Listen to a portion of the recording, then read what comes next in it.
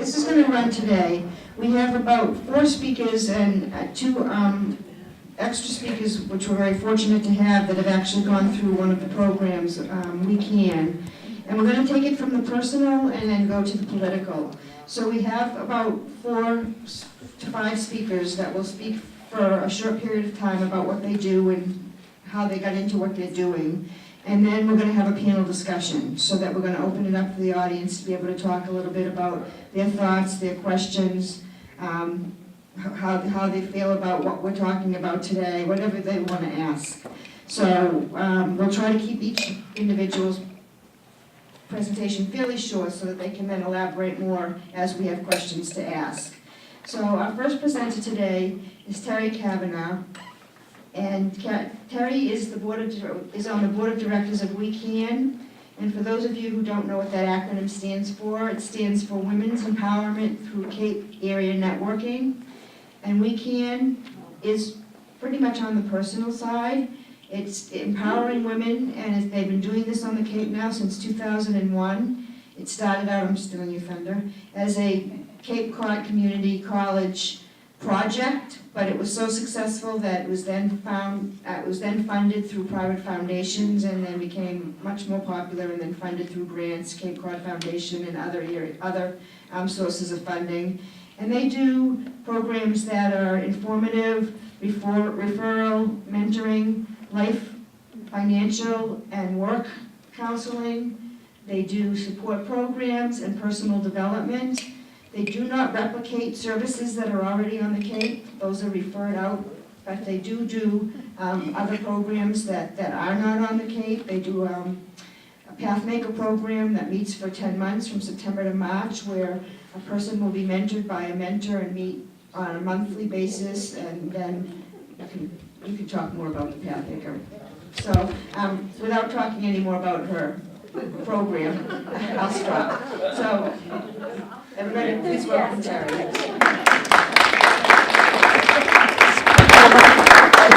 Instead of give her talk away.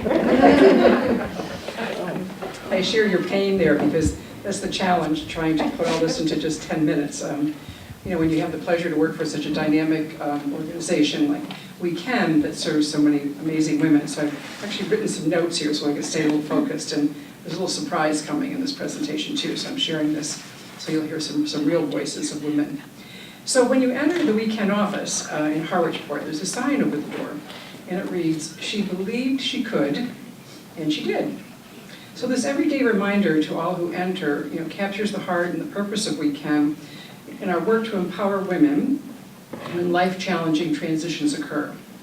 So our acronym, We Can, women, as Andrea mentioned too, it's sort of good to hear repeated, Women's Empowerment Through Cape Area Networking.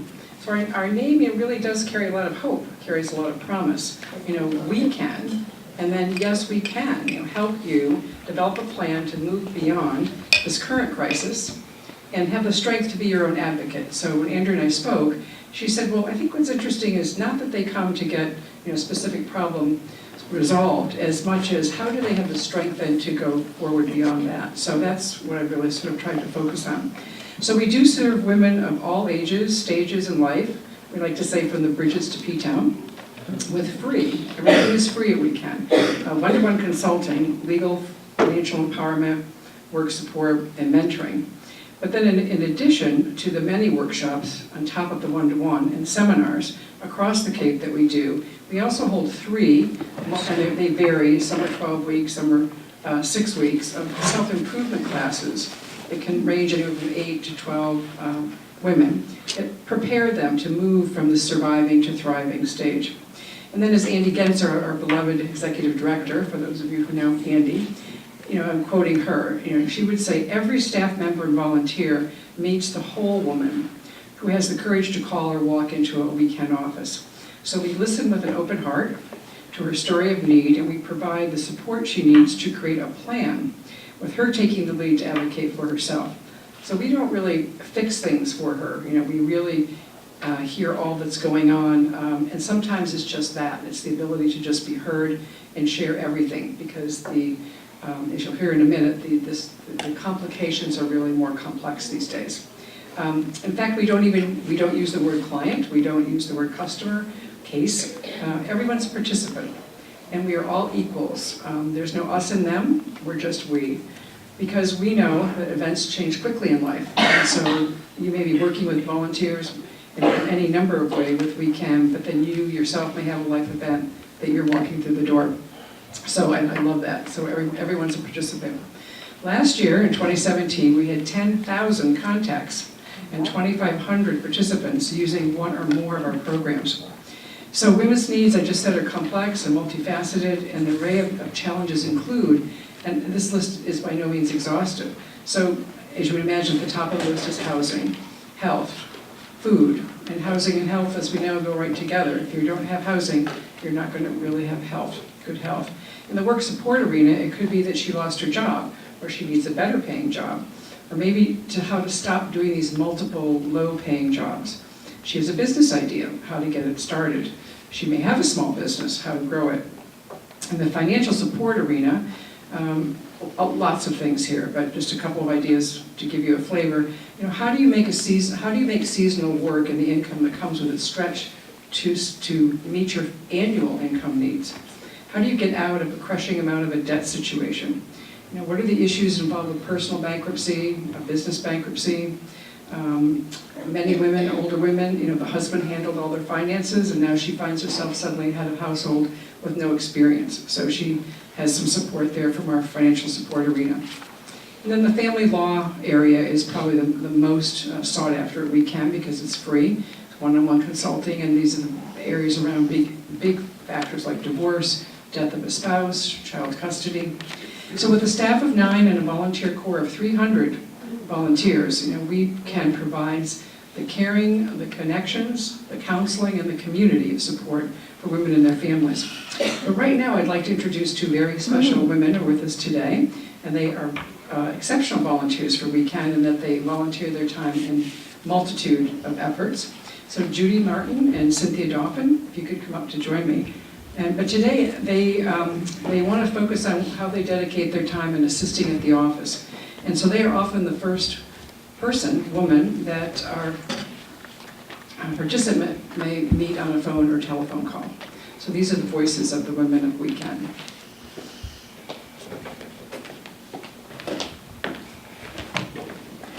Thank you, Teri. My name is Judith Martin, and I am a We Can volunteer in a number of capacities. My most challenging is fielding incoming calls. And my story begins with answering the phone, and no one is there. And the phone, yeah. Oh, okay. It's been a while since I've stood in front and spoken. I'm retired. I haven't spoken in front of a group of people for 10 years, so here I am. So thank you for this. And I know that the caller has not hung up, and I repeat, may I help you? And I pause. I don't want to hang up because I know there's somebody there. And then a voice says, I'm calling We Can because my therapist advised me to. And my husband of 40 years has asked for a divorce. I'm in a state of shock. I don't know who to turn to. I don't know what to do. And the emotion in her voice is breaking your heart. You know why? This is real stuff. This is not reading about somebody in a newspaper. This isn't a headline in the news. So, has that happened to anyone here? Do you know of someone who's gone through that? We don't get married to get divorced. It can happen in a 2-year period, and it can happen as it happened to this woman of 40 years. So, the real story. Let's give her a name. Sarah. You're probably thinking that, well, Sarah, you need to get a divorce lawyer to represent you, and you need to do that pronto. But how does one find a good divorce attorney? So, start the adventure in terms of let's help Sarah. We Can gives her an appointment with an attorney, a legal attorney, pro bono. She does not have to pay for the consultation, and our attorney is a volunteer, not charging her or WeCan. That makes the path to coming to WeCan a lot easier. So her journey started.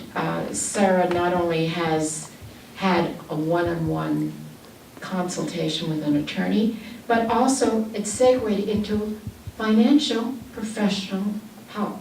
Again, our financial professional advisor is pro bono, and along this path, it has not cost Sarah 1 cent. But along the path, she is finding support. She's finding new people who understand where she comes from.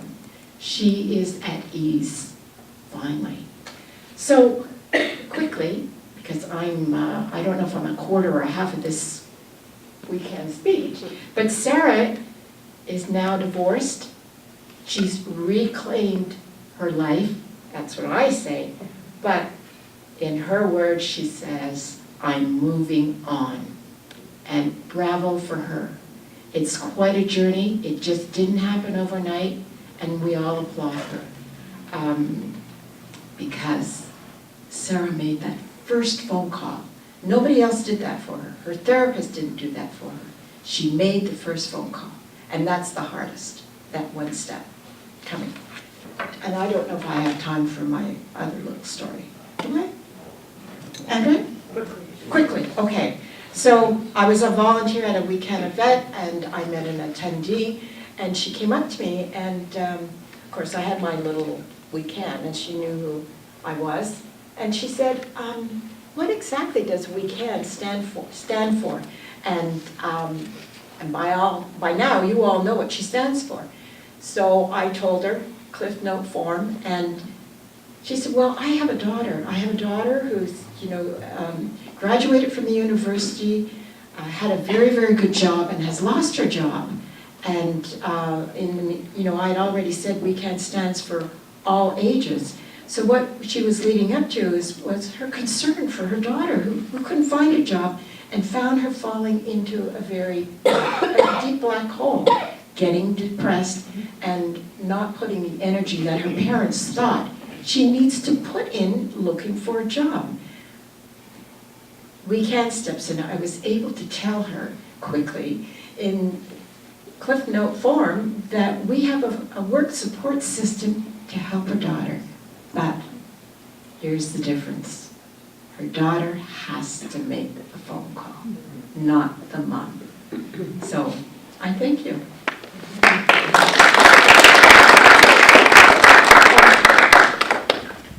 And now, Cynthia. Hi everyone, I'm Cynthia Dauphin. I moved to Falmouth about 5 years ago, and I've been a weekend volunteer for the last 4.5 years. So as you heard from Judy, the women who call weekend seeking our services are like you, they're like me, they're like all of us. Single, married, widowed, with children, without children, with varied life experiences and background, but all sharing the life transitions that are common to all women. So this is why what Teri pointed out in her remarks was that there's no we and us. There's no they. It's all of us. I'd like to share a story about a woman who turned her life around when she found the courage to pick up the phone and call WeCan, and I'm going to call her Sally. Sally had been abused as a child. She became a single mom, and she developed breast cancer at a very young age. While going through her treatments, her parents took custody of her young son against her will. When she completed her treatments and she was in remission, she desperately wanted to regain the custody of her child. So she called WeCan. She found out about us and she called us, seeking legal help with this problem.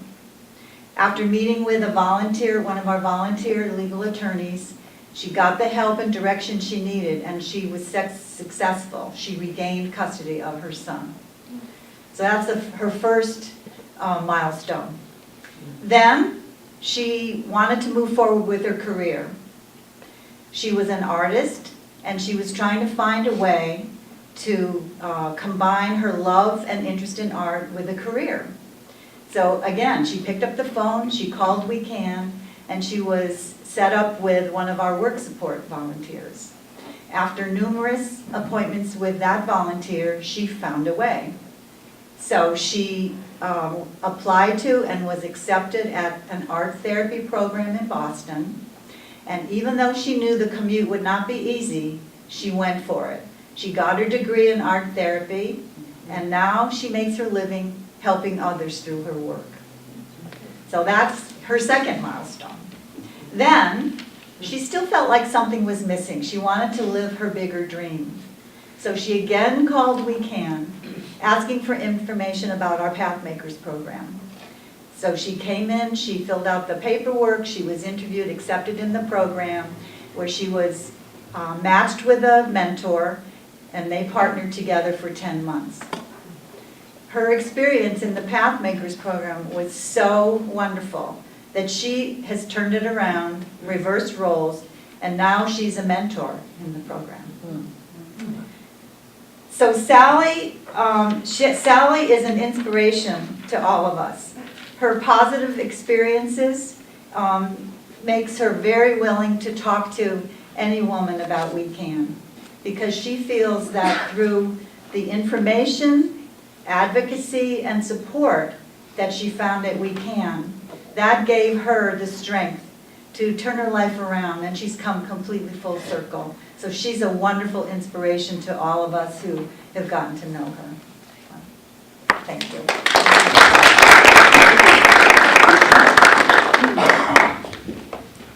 So you can see there's a lot of heartfelt, stories. So I'd like to close by telling you about the long view for We Can. So even though we're hitting our 17th year, we're really just getting started. We're really, I'd say, in a growth mode. As you know, Andy Gens, our executive director, as some of you may know, is retiring, and from an 8-year stint with We Can, who has totally taken and done so much, for the growth of We Can in so many ways. But we have a new executive director that started last week, Diane Gothen, and she is exceptional. She's a lifelong resident of the Cape. She and her family live in Barnstable, and she has a real background and a passion for this work. So we know we're in good hands for going forward. But as you heard from the stories, particularly Sally's story, the challenges are becoming more complex. Women are coming in with multiple things that they're dealing with actually, some mental health issues that go with that because of the stress of the situation. So, for example, we're all aware of the opioid epidemic here in the Cape. So 2 years ago, we started hearing from grandparents, calling We Can, do you have advice to help me? I'm now raising my children's children. So we reached out to Child Family Services in Hyannis, developed a program for grandparents raising kids that are now offering that multiple times a year. And it continues. I started a program with We Can for women who have a business and they meet monthly. We have 2 groups we piloted. We're now up to 35 women. One group facilitated women who want to start a business and women who have a business and want to grow. And for 6 months they meet in a peer environment for free. So the opportunities for more programming just keep coming. But the exciting news is that we're now in the Upper Cape. So this is the conclusion until we all meet again on the panel. And we're really excited to have all of our programs, all of what you've heard between Andrea, myself, and Judy and Cynthia. We're now offering all of these here up in Falmouth with our wonderful partnership with the Falmouth Service Center. And those are on a monthly basis. So yes, we have Village, but Upper Cape folks. And we recently launched in November an Upper Cape outreach effort to really start to penetrate now and get the word out. So this is where you can really help us. As you've heard over and over again, we're all in this together. If you know of any situation or any neighbor or relative or somebody that has a situation that can pick up a phone and call We Can, and the fact that they can do it in Falmouth now rather than going to Harwich is fantastic. So we're also looking for ways and people who want to get involved. We're building a core of what we're calling ambassadors up here so that we really have a pretty solid effort of continuing to know where the events are. So there's some brochures and other little flyers there, coming events. And Andy wanted me to close and tell you that we're really looking for path makers. We have a 10-month program already launched in Falmouth that just started this fall, as well as in Harwich. But we're always recruiting, so if you would like to be a mentor in our Pathmaker program, or if you know of a young woman who would like to walk alongside and have her own mentor for 10 months while she's figuring things out, we would love to get those referrals. So thank you for taking a little bit more time, Andrea, but we're ready to move on.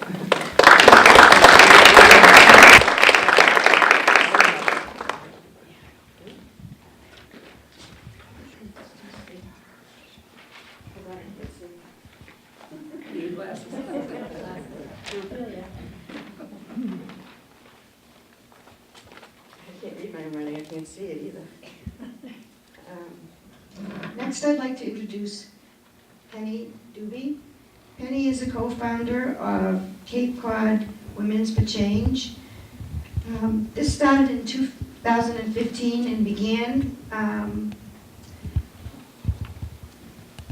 by surrounding herself with other people and other groups that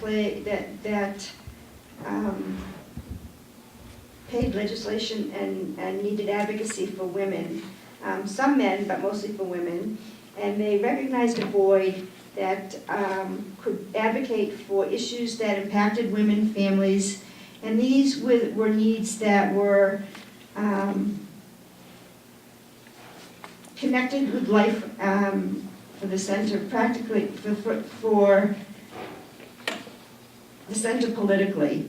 They began looking at putting up calls for advocacy and for action. And at first, this was not just necessarily for the Cape, but it has expanded to the Cape. And right now, that is where the change is and the capacity is working. There's also a website. Please go to that and look at it. It's phenomenal. So let me introduce you to Penny Duby. And thank you.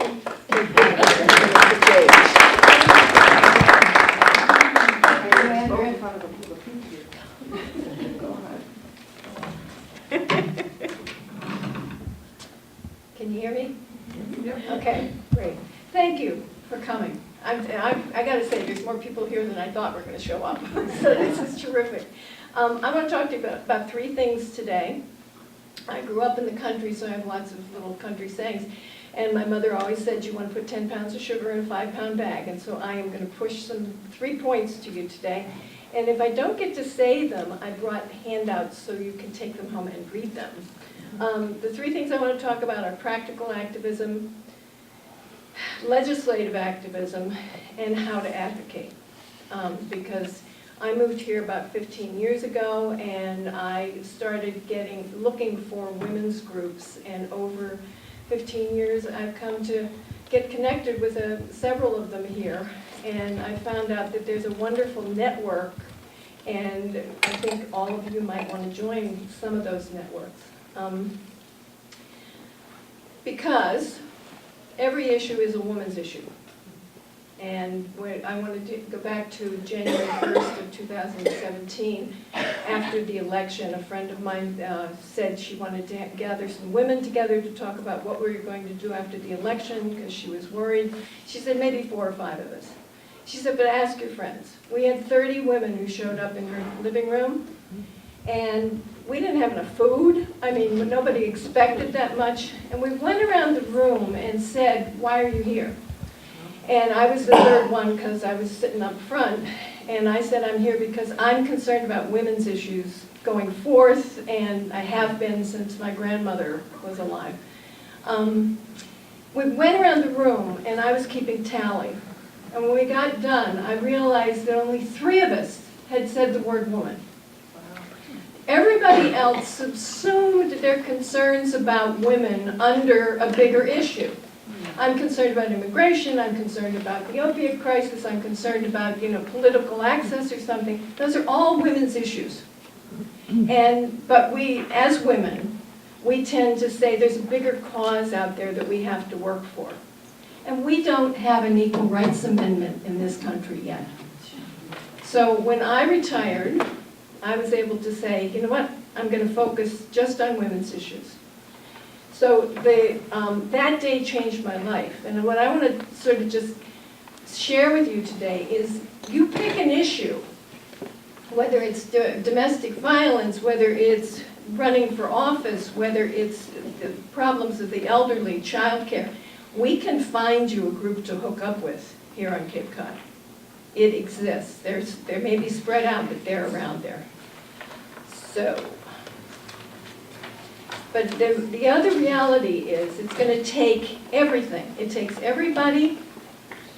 We don't have time for competition. We don't have time for carving out little territories and saying, well, this is what I do, and my nonprofit takes care of this, and we don't want to work together. I have no time for that. Anybody who knows me knows that I get really irritated when people don't want to cross-pollinate, because that's the only way we're going to solve some of these problems.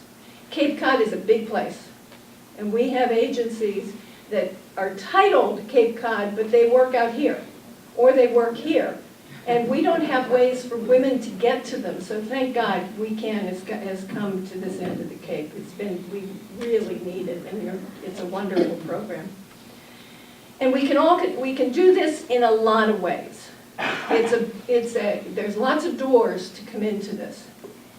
You don't all have to storm the barricades.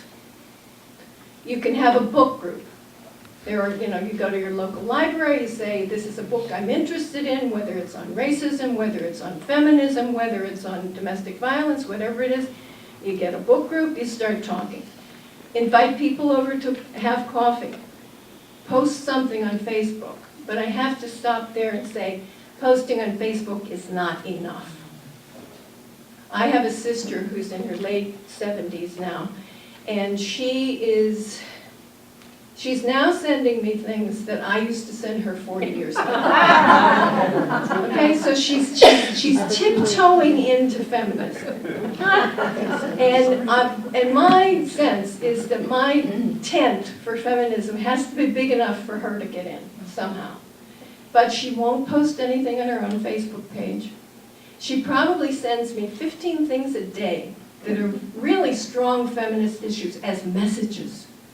But she can't own them herself on her own page. She won't like other people's posts because one of her sons is an idiot. He's just a nasty, and she's intimidated by it. I mean, he's very, very conservative, and he's a bully, and he has her intimidated. But she's starting. So, if my sense is that there's room for all of us in this fight, but we all have to and can do something. You don't need money. I'm a co-founder of a group called SWIFT, Supporting Women in Financial Transition, which is designed for women 45 to 65 to help raise awareness of the fact that there are a whole lot of poor little old ladies on Cape Cod. Everybody's grandmother who lives here is not rolling in clover. And, we're just trying to get it. We have no money. There's only 6 of us. But we've had 3 Cape-wide roundtables with people from the Department of Labor. I shared with Liz this story that I heard years ago, and it's probably apocryphal, it's probably not true at all, but somebody once told me that first-year psychiatric residents have the highest rate of cure because they don't know any better. And that's the way I operate. I mean, if you want to do something, just start. And so it's 2 of you together, it's 3 of you together, and then you start off. A wonderful woman here in Falmouth, Jean Adams, told me, it's a journey of 500 cups of coffee. And I've probably had 300 cups of coffee by now. So I wear a number of hats in different groups. Today I'm here for the Cape Cod Women for Change, and there's a handout that has a lot of information about that Andrea has. Start what you have. Okay, and on that piece, I want you to know that Cape Cod Women for Change is an indivisible group. You probably heard about indivisible groups. We were founded before indivisible happened, so we have become a woman's indivisible group, where it's an online group. We don't have big meetings. we struggle to get together, 6 or 8 people to say, how are we going to pay for the postcards this time? But it's a group that, I have a clipboard or a sign-up sheets floating around here someplace. If you want to work with us, there's a sheet where you can put your name and your email address, and you can join us, and we will reach out to you to do things. For people who are really, really busy with their time, there's a wonderful woman, I read a book that she wrote called Feeding the Resistance, which is a little bitty book I got from the library. It's a collection of recipes for feeding, you're going to go out and march someplace, here's a potluck thing you can bring together. But interspersed in there are essays. And Mickey Halpin, who I have not read anything else, she made a powerful statement. She said, if you want to do something, don't try to do it all. And her suggestion was what she calls the rule of 3. And this is what I've done in my life. You pick one thing to lead. And for me, that's women's issues. That's what I work on. One thing to follow. And I've picked a couple. I work with a gun control group, and I work with some other groups here on Cape Cod. And then your third choice is things that you'll support. I have dear friends who are doing the environment, and I trust them to do that. So I can't, I don't have the personal energy to do that and to do immigration and to do women's issues. So what I found easier is just picking one thing that's my focus, and trusting my friends to take care of the other ones and to keep me informed. And I can follow and I can learn from them. So the packet that you have has a picture on the front, and there's a call to action there. And Liz may talk a little bit about this too, but in the top corner it says actions. And the first thing is that I would really encourage all of you to come to the Massachusetts State Commission on the Status of Women is having a hearing. If you know women who are in trouble, encourage them to come. The second thing is, I would love everybody here to go to Ballotpedia, which is a website. Look up your legislator's voting record and where they get their money. Those are powerful things, and they make a difference. And you'll be surprised at what you find out about some of your legislators. And then the third one is, there's another sheet, I think it's the second or third sheet in there, the third sheet, is all of your legislators' contact information. Put them on speed dial on your cell phone. When you're watching television some night, just enter in your state rep and your congressman and your senator, and when you've got a problem, just give them a little call. Okay, so what the Cape Women for Change does is we are focused on getting the word out. The second page in your packet goes through the legislation that we have prioritized in this past 2-year legislative session. Massachusetts has 2-year sessions, bills come up, 6,000 bills are filed. Out of that 6,000, about 1/10 of them actually go anywhere because everybody can file a bill in Massachusetts. At the end of those 2 years, you'll see on that sheet, some of those bills are basically dead because they got sent to a study and they're going to have to be refiled in 2019. So Cape Cod Women for Change has a legislative priority list. The Cape Cod Commission on the Status of Women has a legislative priority list. The League of Women Voters has a priority list. The Southeastern Massachusetts, Action, I've lost the name of it. All of these groups have priority lists. If you're concerned about a particular issue, you can go to those places, you can get in touch with them, and you can find out. The priority list for the Cape Women for Change is, we worked on the access bill, which was the bill that was going to make sure that if the current administration was able to cut the Affordable Care Act, women here would still not have to pay for their birth control. That passed. That was a lot of work, and a lot of women's groups worked together on it. Patch bill passed. That's guaranteeing patient confidentiality. There are all kinds of holes in our legislative system. In Massachusetts, if you read down to the bottom of that list, there's a bill on teen safety, sexual violence on campus. That is just making schools report when something happens, because they don't always. Child marriage. In Massachusetts, there's no bottom threshold for when a parent can marry off their daughter. And everybody's like, oh God, that can't happen, this is Massachusetts. Only 23 states, or 20, I think it's 23 or 27, have set thresholds that are above the age of 15. So there's a lot of people who are saying, if you can't vote, how can your father marry you off? So that bill is basically dead for this term. We worked so hard on that. We send a lot of postcards. You know, we'll have postcard parties. We'll bring the postcards to you. Get some friends. We'll write some postcards to your legislators saying, you know, we want this bill passed. We want that bill passed. Because those things make a difference. That one is dead for this go-round. They're going to have to go back and resubmit it in 2019. Then you get down to the housing court. Cape Cod did not have a housing court. If you needed a landlord-tenant dispute settled, or if you were a woman and your landlord happened to be coming by saying, well, there's other ways you can take care of your rent, you had nobody to go to on Cape Cod. There will be a housing court here. It's not going to be full-time. It's probably only going to be a couple days a week. They're going to have 2 judges that deal with Cape and the islands. But it's better than what we had before. So all of those things are things that you can come together around advocacy. And I just want to slip down now to also another fact you need to know is that there is no legislation in this state that says if a woman becomes pregnant as a result of rape, that the rapist cannot claim custody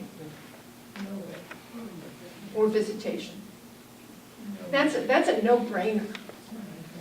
And we've been working on that one for about 6 years. So the next thing I just want to quickly go through is advocacy. And I didn't pass these out. They're pink and green sheets there, and you may not all want them. But I just want to run through some general things about advocating around legislation. It's not hard. It's really not hard. What you got to do is pick your topic.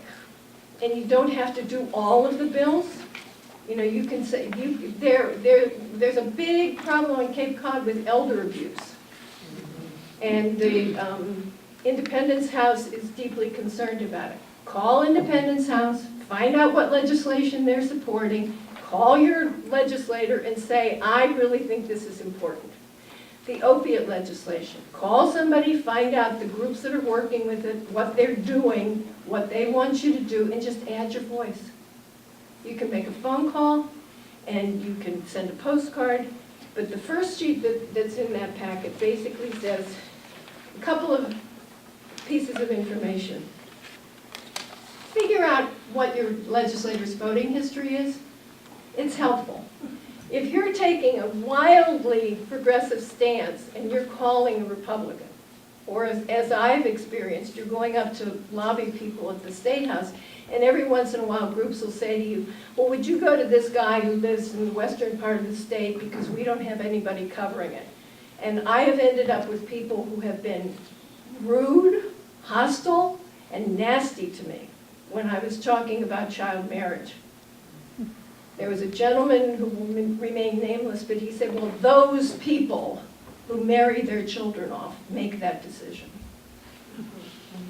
They walk among us in Boston. And a lot of people think that, you know, well, we have a super majority here in Massachusetts, so we don't have to worry about those guys. When I moved to Cape Cod, there were more Democratic legislators on Cape Cod than there were Republicans. Now we've got 4 Republicans and 2 Democrats. So that didn't just happen. It's because people didn't speak out and they didn't call their legislators and they didn't follow up on voting. So you find out about the bill, you call your legislator's office, and one of the things you really got to know is, don't think you're being palmed off if you talk to the aide. The aides are the ones who make things happen. And the best things you can do are to chew up that aide's time.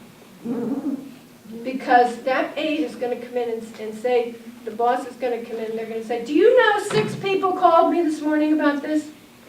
Now, it took you 3 minutes to make that call. But that aide, then the representative or the senator says, well, gee, maybe I gotta pay attention to this. People are worked up. I worked on the Equal Pay Coalition, and the Equal Pay legislation goes into effect this July for everybody. And they had representatives and aides on these conference calls. And this one guy said, well, you know, if my legislator gets 5 emails, it's an avalanche. Wow. It doesn't take much to get their attention.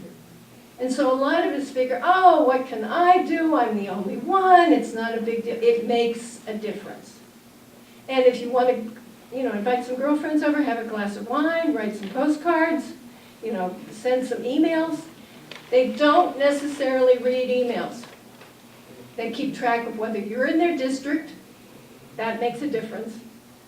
And they just tally it down, yay or nay. The most effective things you can do, and that's on this wonderful pink sheet which is available. There's a woman named Emily Ellsworth who put together a list on how to lobby. She used to be Jason Chavitz's legislative aide. If you know Jason Chavitz, he was far, far, far right. But when she left his employ, she put together a Twitter feed, and on this sheet is basically what she said on that list. And she says, know who you're calling, know what they can do. Don't call your state rep about a federal issue. They can't do anything. Don't call your federal rep about something that's happening in your town. You diffuse your energy that way. And she makes the point that social media is not as powerful as we may think it is. So just liking something on Facebook isn't going to do it. Go to his page, write something on his page. That gets attention. They may take it down, but it got their attention. Call his local office. And you don't always have to call, Washington. Call the local office. You're chewing up their time too. And that's one of the ways that you turn from being aware of something to moving down toward being an activist. I mean, first you got to be awake. And then you're aware, and then you can move to being an ally, and then you could become an advocate, and then you become an activist. You can fit into any of those places along that line. There's something we can all do. So, and the last point that I want to say to you is to go back to that idea. Two other points. Find your allies. If there's a bill that you want to support, find out who wrote it. Here in Falmouth we have David Vieira, Dylan Fernandez, and for my part of Falmouth we have Senator DiMacedo. I know that if there's a bill that came down that's about something, I'm going to find out who wrote it, because Karen Spilka, Ruth Balzer, Kay Kahn, Harriet Chandler, there are women up in Boston who are writing great legislation. I'm not going to find out about that from some of my legislators. So I call their office and I say, do you have any fact sheets on that? They will email you the fact sheet, which you can then share with your friends, and you can use it to, make your talk. So find out who your allies are. There's allies right here in Falmouth, right all across the Cape for these issues. And but we have to do this together. It can't be my little group is working over here on this issue and you're working over there, because, and everybody who has ever heard me, I always have to get this one out. Anybody here ever hear of H.L. Mencken? H.L. Mencken made the statement that a misogynist is nothing but a man who hates women as much as they hate each other. And there's a lot of truth to that statement. We do not have time to be mean to each other. We do not have time to pick at somebody else's mentality. And the issue is we are up against a wall now. And women's rights are seriously endangered at this point in time. the International Women's Day, one day a year. White Ribbon Day, which is the day when all the policemen put a ribbon on their chest for one day, they get a picture in the local paper, and bang, that's done. That should be going on in every town across Falmouth. Every high school should be putting on programs like the yellow dress about, you know, the problems of violence toward women. But that's only going to happen if each of us finds out what we're concerned about, and we put our legislators on speed dial. You know, I have so many people who, you know, they say, well, I was going to do it, but I didn't have time. If the office is closed, you can leave a message. So, you know, what I would like to say is, I am really into this stuff. And if anybody wants to get hooked up, you can talk. There's a lot of people in this room. We can hook you up and find you a nest of like-minded people so that you can move forward, because we've got to do it together. Thank you.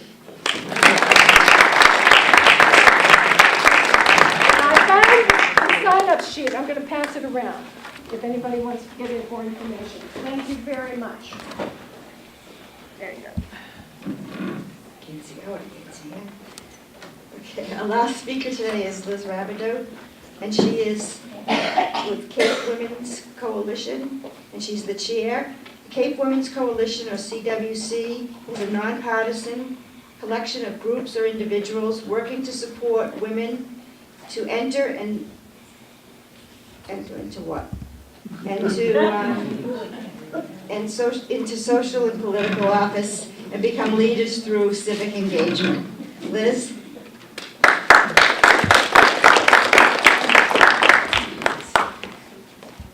Well, good afternoon and happy International Women's Day! It's just astonishing to me that the United States is the only country that doesn't really celebrate this holiday. In other countries, it's like a day off from work. We have to have snow to have a day off from work. So I wanted to start by saying that, and when I talked to Andrea about today and what she wanted to hear from each of us, I said, what do you want? Like, what at the end of this day, what do you want? She goes, I want people to be fired up. I want them to do something. Well, Penn just did that for us, so I'm done. I'm going to say every time I hear about the child bride thing, I get fired up and I'm going to storm the State House. And I could hear your voices. I mean, I could hear your and I think, you know, Penn's work and that whole advocacy and knowing about legislation, particularly locally meaning Massachusetts, and drilling down to even your local town government's policies. I mean, these things are firing you up. And they should fire you up, and that's what Andrea wants you to be, so that then we go out and make change. And there were about 5 women who 5 years ago were fired up because they realized that there wasn't enough women's representation in our local government and even in our civic organizations. And they got together, as women love to do, around their 1,000 cups of coffee in a living room. And I keep wondering, men or beer in bars, women or coffee in living rooms. And they got together and said, you know what, we think we can make a change there. We want to see more women at the table, having discussions, changing the conversation. We want to create a group that will support women no matter what their party affiliation, even if they're not party affiliated, be part of their town governments, their town board committees, hyper-local. So Cape Women's Coalition, that's our mission. It is hyper-local. It is Cape Cod. It is for women on the Cape to be involved in their town councils, on their town boards, to take issues that affect them on a day-to-day basis and try to change the conversation to ultimately change some of the policies in their towns. And so this group has been together for 5 years, and we have gone through trying to find out where, Penn's laughing, she's part of our group. We actually, you know, I gotta be honest with you, putting together a group, no matter if it's all women or all men or a mix, and then being a functioning group that brings really meaningful programming to fulfill their mission is not easy.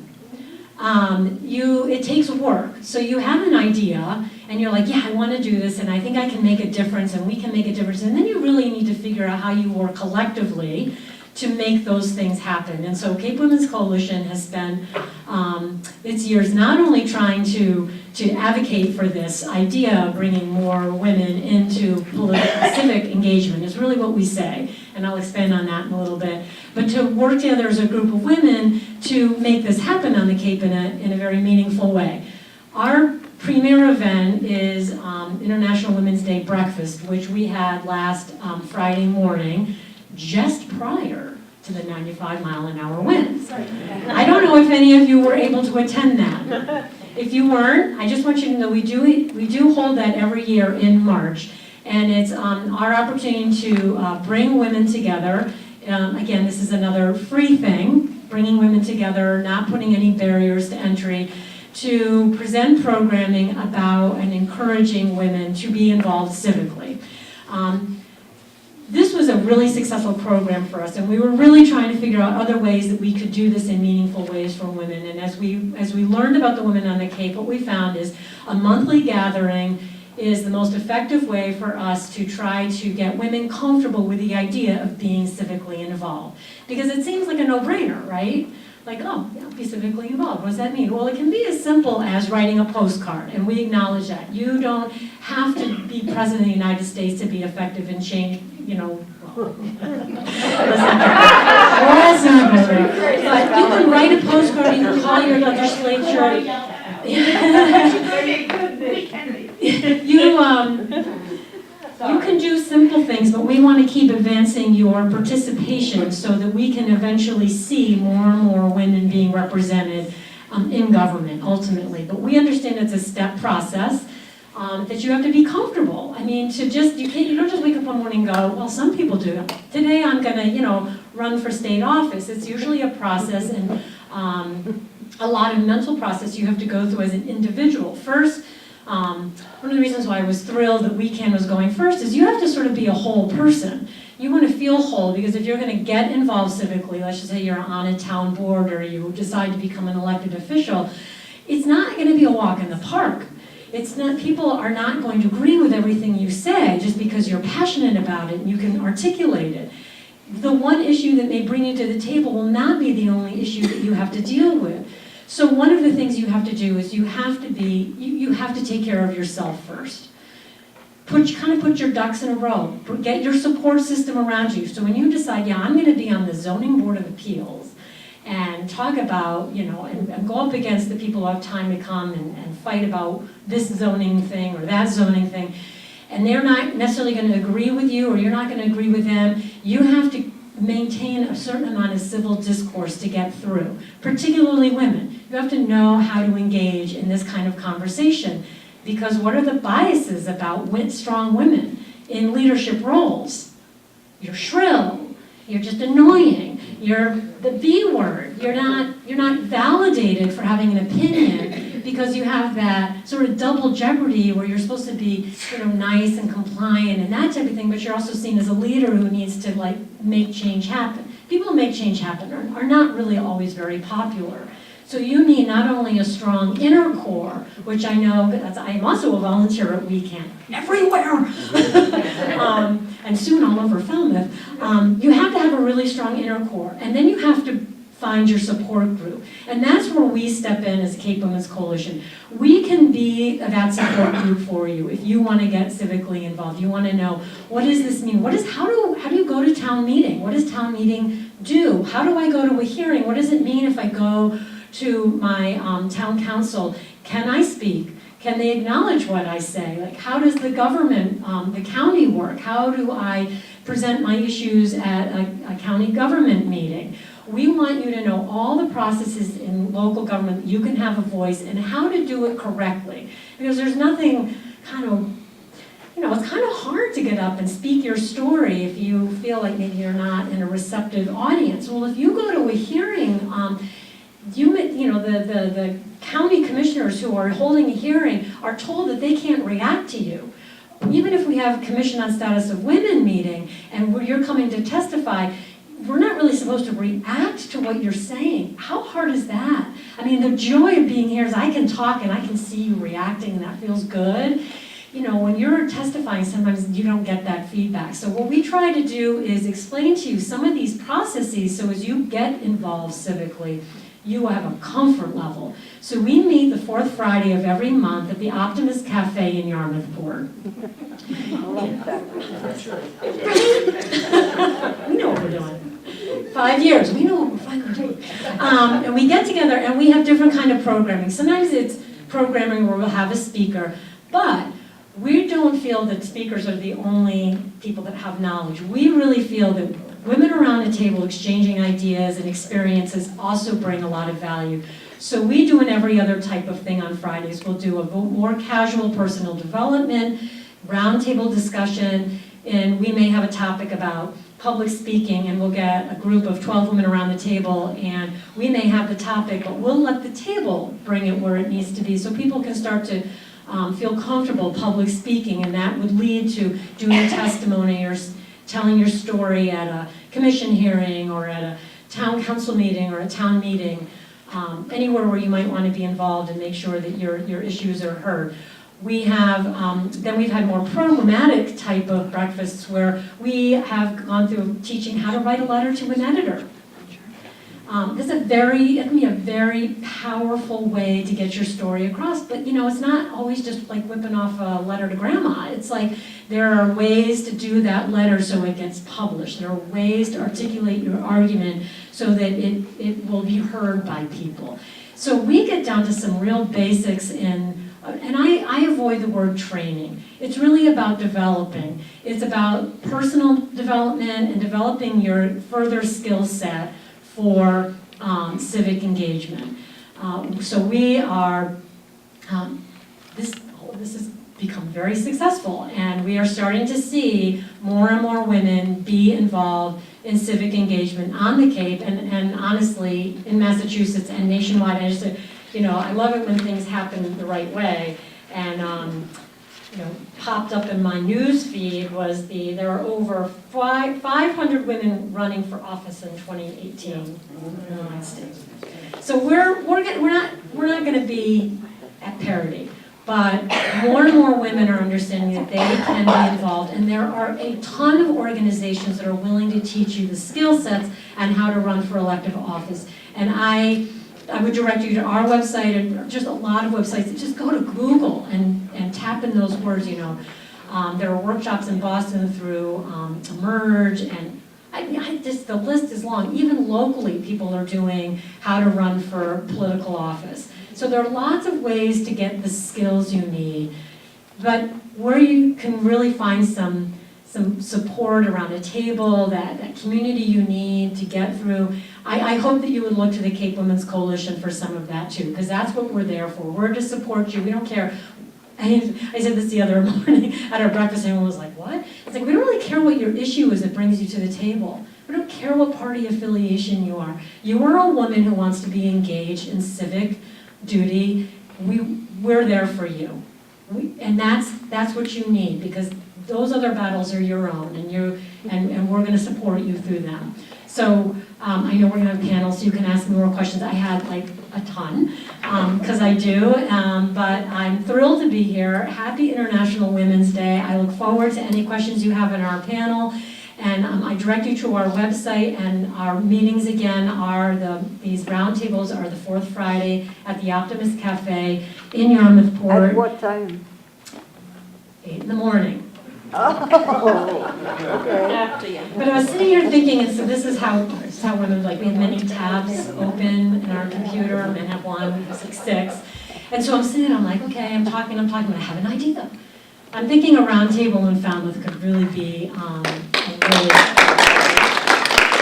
really good way for us to go, because I do appreciate, I'm a Cape-wide worker, and so I know what it means to drive from Eastham to a meeting in Sandwich, and it's not always doable. So I'm going to propose to our group that we look at starting another roundtable in Falmouth or the Upper Cape, so that you all don't feel like you have to wake up at 5 in the morning to get to Yarmouth for an 8 o'clock breakfast. So thank you again, and I look forward to any of your questions.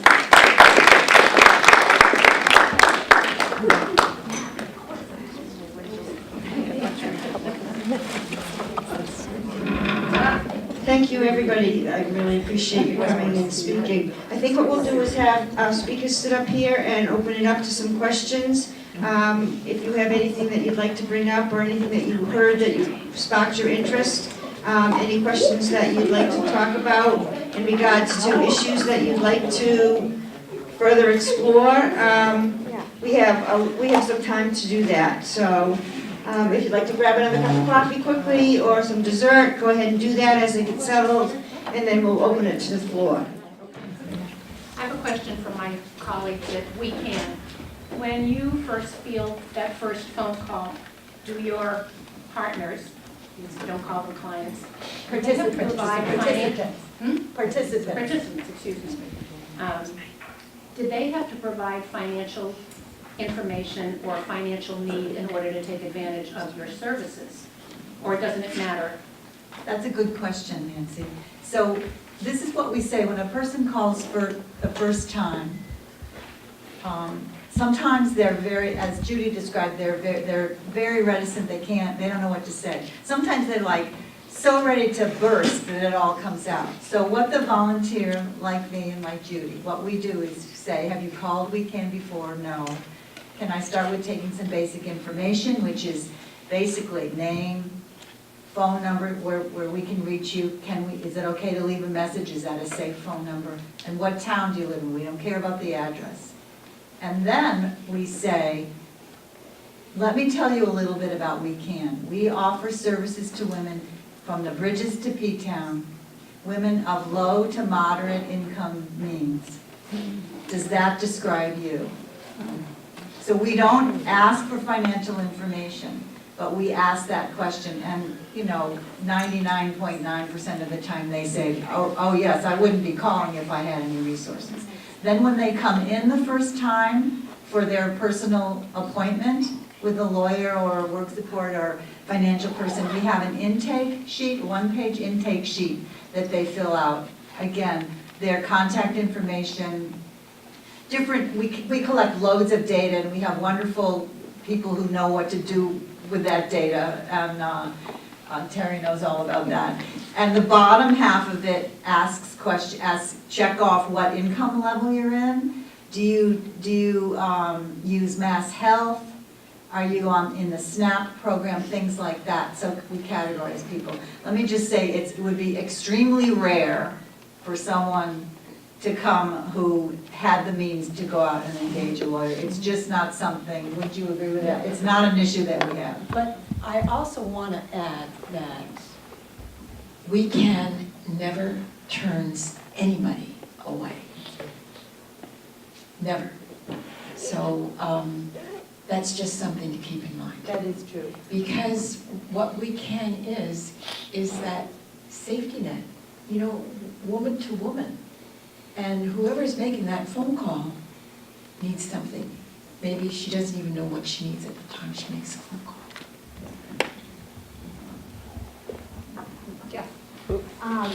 This is regarding We Can. I just want to let people know that the Women's Divorce Support Group is ongoing. This spring it's held in Mashpee.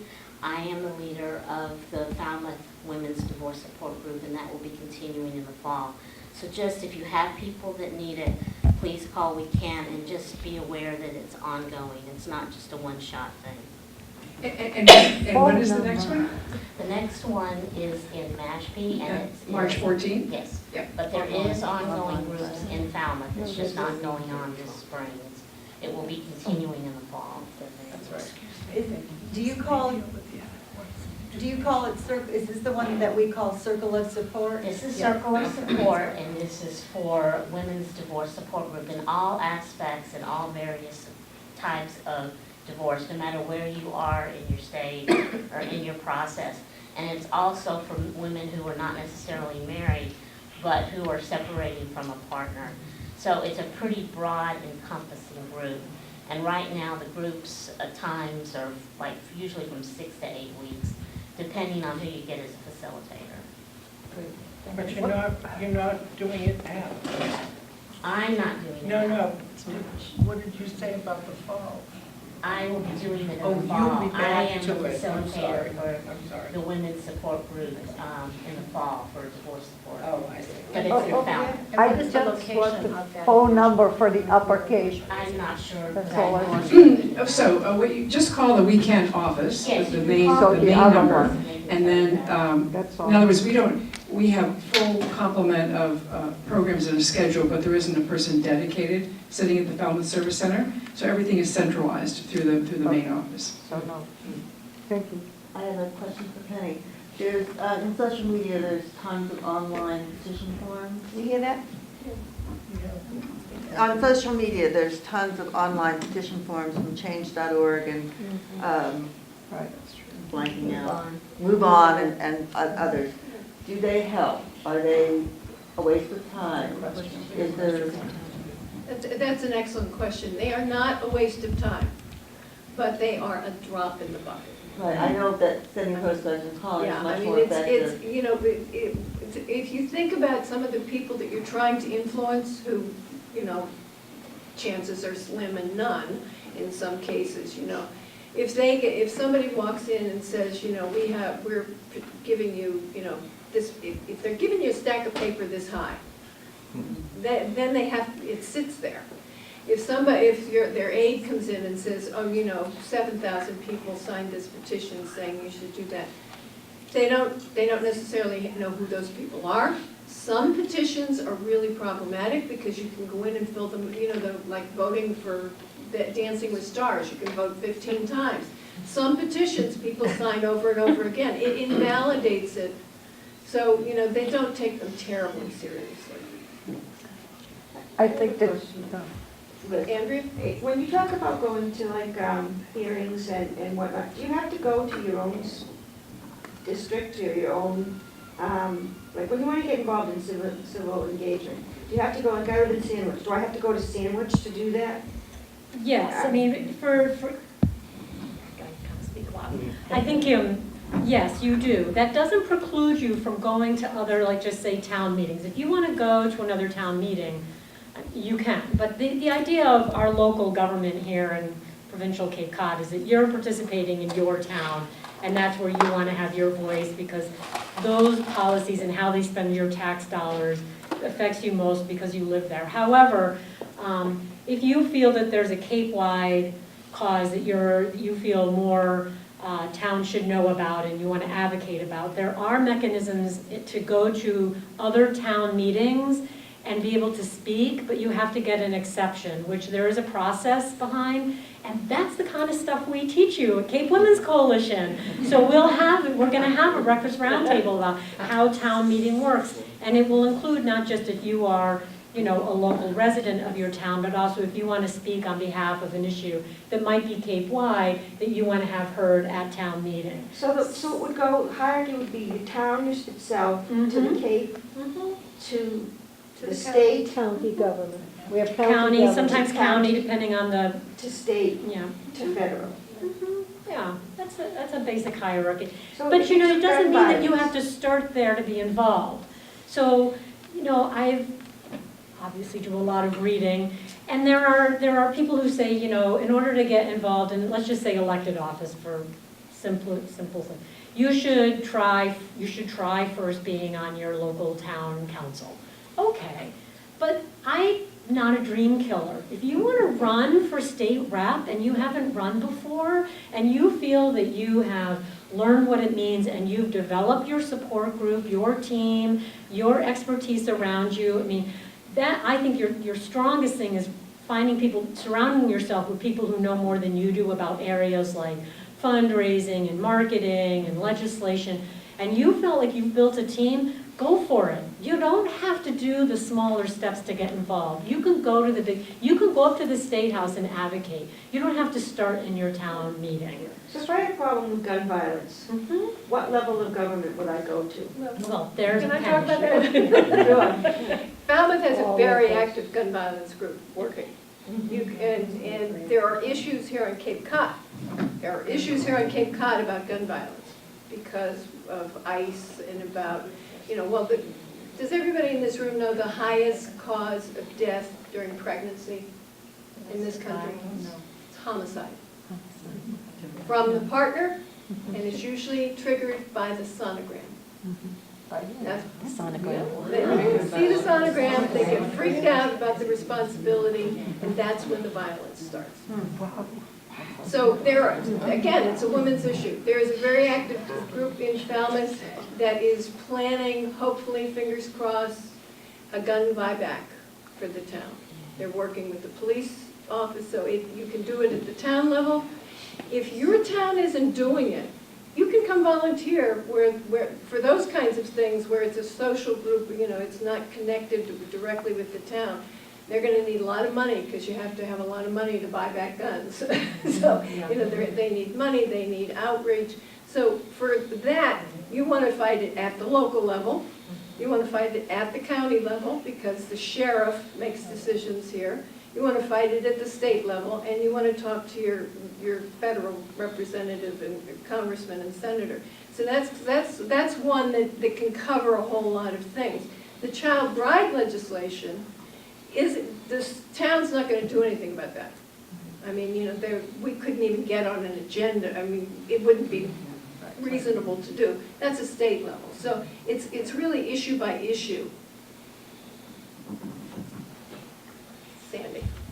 Just as a follow-up, it's also very important to know where your legislators stand on these issues. For example, Vinnie DiMacedo and David Vieira both have A+ ratings by the NRA.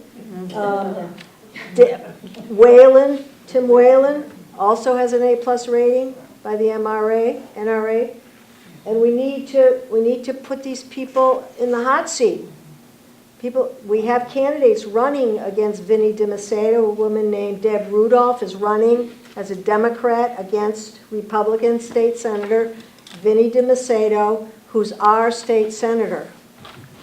David Vieira does not even have an office in his district. His office is in downtown Falmouth. It's not even in his district. He never has had office hours in Mashpee, which he represents. He does not make himself available. Tuesday night next week, the League of Women Voters for Falmouth is having our representatives at the Falmouth Library.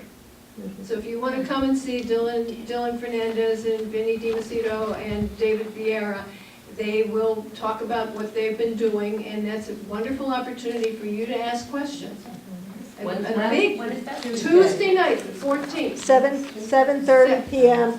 at the public library. At Falmouth Public Library in the Herman Room. Now, we've heard if one of them doesn't show up, that they'll cancel it. I don't think that's true. There are events that the league does where if one doesn't show up, they have to cancel it, but that's usually for candidates night. Because they don't want you to be able to, spout your piece and somebody else didn't have a chance. But for the Tuesday night, show up, and it might be that you love your legislator and you just want to pat him on the back. It's a great time to introduce yourself and say, hey, I'm one of your constituents, and I'll be in touch. Will that be taped? Yeah, it's usually taped, and it'll be on Falmouth FCTV. And one of the nice things about the community television networks, I have a friend who works at one of them, is that if something is taped in one town, it can be shared with all the other networks across Cape. I think you have to make an effort to make that happen. It's not automatic, but, so it could be, you could go, if you live in Sandwich or if you live in Mashpee, you could ask your local to, show it on that station. Yes, ma'am. This isn't a question, but Can people hear her? I can. I just wanted to say that there were 2 bus loads. One isn't filled yet for going down to Washington on the 24th. And this is the information I got about it that was sent by the kid, a senior in high school, that chartered the buses and organized it. One bus is completely filled up now. From Provincetown, right? Most of the people on it will be kids. And They're like the leaders, you know, the Bible verse in a little child. This is So, the March 24th gun.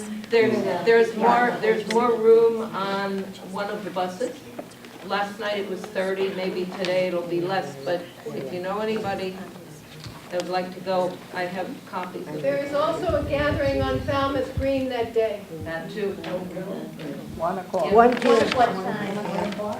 There is a march in Falmouth. The high schoolers are marching on the 14th. But they've asked that no adults be present. This is something that they're doing on their own, so that they would like that no adults show up for that, and that's March 14th. And the superintendent has backed them on that. When is the gathering in Falmouth on the 24th? 1 o'clock on the, and I always get mixed up because I'm at Washer Shore, to Town Green. That's not the one in front of the library. No, the Village Green. The Village Green. It's the one, it's the triangular one in front of the Where the Christmas tree is. Because a lot of people think that the one in front of the library should be the Town Green, but it's not.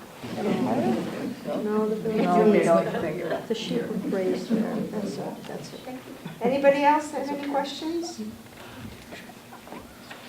A comment first and then a question. In reading the postscripts last year after the Women's March, one of the things that was reported that was a real surprise to me was that many of the events and the organization of the march were sponsored by more progressive, democratic-leaning women's organizations. And they were sought out, some of them were sought out by more conservative women, Republican women, who had particular issues, not political, such as all of your organizations. And they were discouraged from participating. So I don't know how accurate that information was, but I found it, being of the age that I've lived through much of what's happened since the late 60s for women, I just found it really troubling and surprising. True. And I don't know that it occurred here in Massachusetts, but apparently it happened in other parts of the country at the very least. So I'm wondering how on the Cape do not only your own organizations, but certainly the more politically active ones deal with that issue. I'm sorry, didn't get your name Liz. from Liz. You addressed it as far as the goals of the CWC. coalition. Right. But in a broader context, if an avid Trump supporter walked into this room, would she feel welcome here? That would be the will of this group, right? Yeah. And so I think that this is the kind of conversation that women can bring, this whole idea about civil discourse. People say, why bring women to the table? Why is it important to have them? How do they change the conversation? And there's a lot of answers to that, but one of them is, I think that women have an ability and an appetite to have all people be heard at the table. And this isn't everybody. There's always going to be someone who shuts someone down for their own personal agenda and their own personal reasons. But overall, my feeling is that women are more likely to stop and let someone speak their piece. They may not agree with them. They may want to debate with them, but they want to hear them. And I will tell you, in our group, we're dying for a more, not conservative, but we're dying for more equal representation from, our group tends to be a little bit more left-leaning.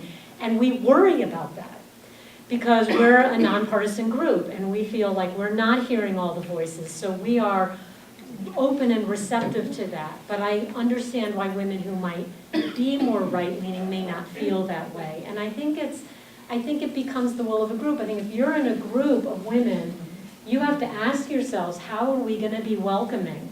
And that becomes, a local level type thing that you can then grow. And if that's your value, that can grow. There's always going to be the disruptor. It just is the way it is in group dynamics. I think you have to make a personal decision and then decisions within your own groups that you function with, that you're opening and welcoming, and that you will hear someone out and try to digest their information. And you can agree to disagree. That's okay. It's not, it's idealized, I get it. But if we don't try, then we've already given up the fight, and that doesn't really say much about us as a nation. So I heard those two. How do you tell something's fake news? I don't know anymore. So if someone knows, please let me know. I've heard the opposite too, where lots of groups were working together from different political spectrums to unite on women's rights. That's And there's one underlying point under this, which is that there's a woman named Jane Newton Small who wrote a book called Broad Influence, which is a great name for a book. And her mother and father both worked for the United Nations, and they did the same job. And she did not know until she was 21 years old that her father made like 3 times more than her mother. And so she's up at Harvard, and she's done work on how do groups change when there's parity in the group. And what her book, I'm condensing it to 2 sentences, basically says, once the group has at least 30% women in it, the dynamic changes. It becomes more humane. They listen. A couple of years ago, there was a terrible snowstorm, and the federal government shut down. The only people who showed up were every woman in the legislature. We think differently. And so, the idea of getting women involved at the local level, participating, engaging, there's another old chestnut about you have to ask a woman 7 times to run for office before she'll say yes. Because we do everything. We carry the emotional load in most of our families. I'm the one who makes the social engagements. I'm the one who makes sure we have toilet paper. I'm the one who makes sure all of those things. Well, women are really busy. So what the work that Liz is doing is finding ways to build networks, not just to buy the toilet paper, but to help women develop the confidence in their own wholeness of self so that they can go on and do things. The Congress should be 50% women. Sandy? Just in terms of the conversation, I just wanted to point out, first of all, that's the 3rd day that women perform. The work of labor, and child rearing and the reproduction of the family. So there is a term for that. Thank you. But in terms of civil discourse and the women's activism movement, I think it's very important for us to recognize that it's a process of consciousness raising. And we can be civil and invite anybody to come to our activities, but I don't think that we are going to be very tolerant if somebody comes and embraces a racist or a white nationalist or a misogynist point of view, and is intolerant of the consciousness raised perspective that we have once we do the hard work of feminist analysis. And I think that it's naive of us to give up our responsibility to insist that people that come to our organizations share our values. And if they don't share our values, I don't think they're welcome. I mean, if they can be educated and they can be consciousness raised, I think that's wonderful. But I think that we have our own ethic, and my job is to transform people's ways of thinking. And if people come to gatherings and come to the work of building a civil society that is fair and just and safe, then sure, they can be at the table. But I'd be very cautious about, saying, oh, hey, we're open to anybody. just come with your ideas, even though they're abhorrent to me. There's a, can I just comment on this? Lots of hands. There's a wonderful article in the New York Times many months ago, maybe even a year ago or so, about a white supremacist college student, the son of one of the leaders of the white supremacy movement in the South, was going to a college. He kept his identity unknown. He was good friends with a Jewish boy, young man, college-age student, who had Sabbath dinner every Friday night for groups of people. He was outed, and the Jewish young man decided not to alienate him. He felt that it was wrong, that they were friends anyway, in whatever way they were, and he invited the kid to come to Shabbat dinner. And over time, the young man started reading and asking questions and rethinking his whole identity, basically, and gave up the white supremacist concept. His father disowned him.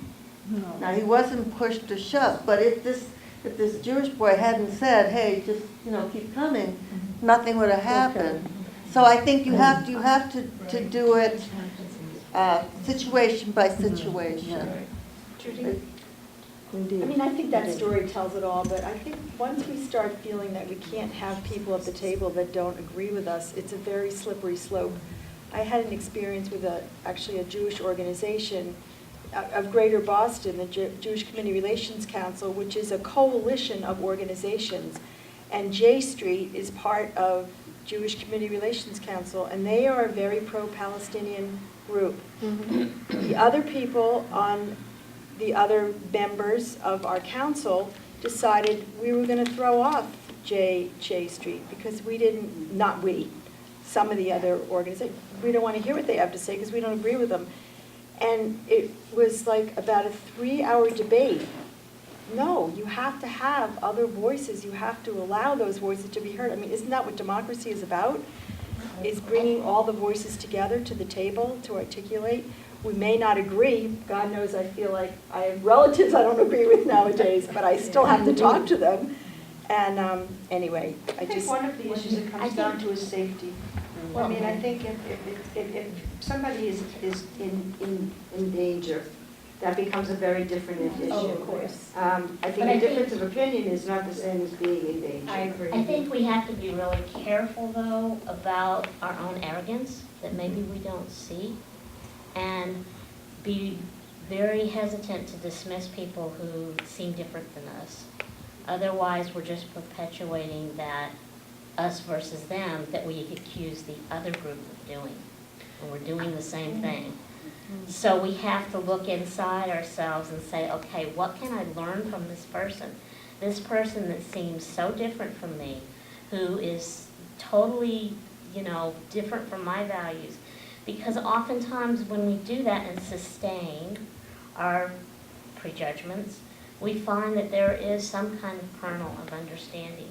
And if we can build that kernel of understanding, that's where we can take with it and run with it. And I'm not seeing enough of that. I'm seeing a lot of polarization.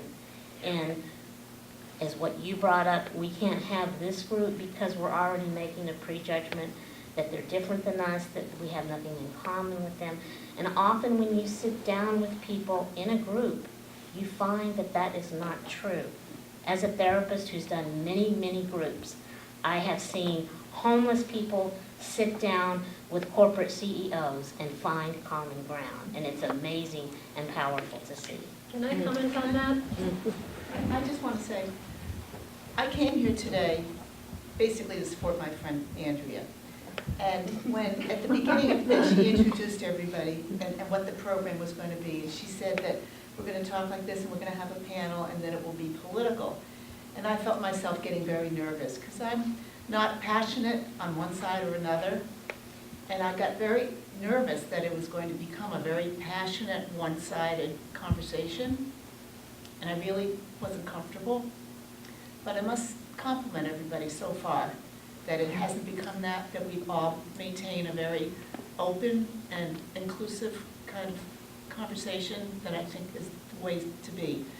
People that are so passionate one side or another exclude so many other people, and I'm very proud of us so far that we've maintained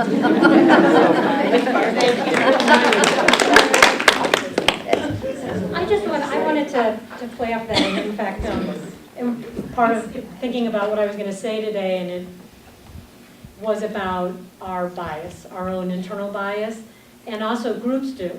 So some of the work that I described briefly about what CWC was doing is we had to go through that process as a group before we could even feel comfortable going back out into the community to tell people what we were doing or how welcoming we could be.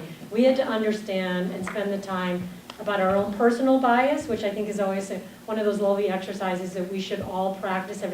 You know, how do I, my daughter's the one that constantly is calling me on my bias. So it's always good to have a friend like that. And then to really spend some time thinking about it, because that talks about how you interact with people and with groups. But remember too, in your groups, like I said when this first came up, the will of the group. Well, what is the will of your group? And you can have a group that you're with that says, we don't want that. And you take that as a value and say, you know what, we're comfortable because we want to discuss the issues from our lens that we're comfortable with, and we're actually not comfortable with someone coming in as a disruptor to have a counterpoint. Because for some reason, this group works this way.